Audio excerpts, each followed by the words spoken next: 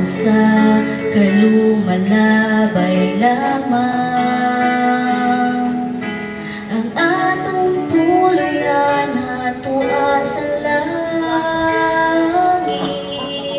sa atong Diyos giandam. Igsuon sa imong gikawilihan, dinhi sa yuta na pulos kasalanan, pulos sa kakubot o kapagyasan. Igsuon dili niyang atong puluyanan. Atuta sa langit nga arang tampuyan, diin wala na'y kasakit nga atong matagamta. Dito tanin yuman uban, kauban ni Jesus sa langit nga puluyanan.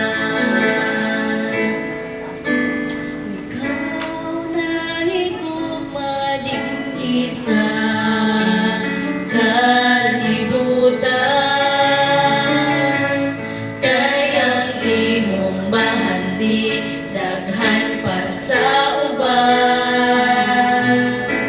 Igsuon sultihan ko ikaw, tiyain ang tanan, ug magtigong tagbahandi dito sa langit nga puluyan. Atuta sa langit nga arang tampuyan, diin wala na'y kasakit nga atong matagamta. Dito taning yuman uban, kauban ni Jesus sa langit nga puluyanan.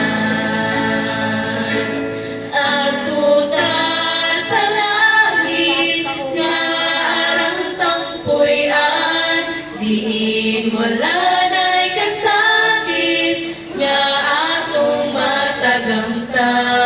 Dito tanin yuman uban,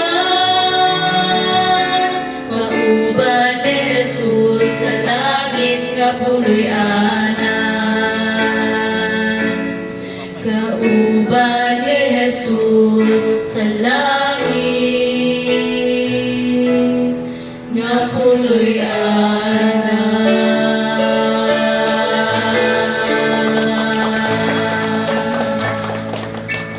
Sino pong mga Bisaya?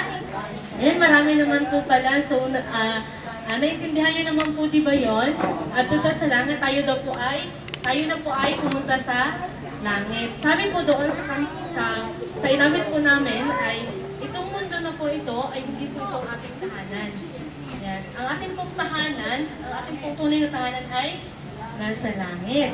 At sabi pa po ay, ang tahanan po na nasa langit ay iyon po ay hinanda ng ating Panginoon. Ayan, alam naman po pala ng lahat. At sabi po dito sa chorus ay tayo daw po ay pupunta sa langit at doon po ay tayo ay titira at doon po ay wala na tayong mararamdamang mga sakit, wala na tayong mararamdamang mga problema.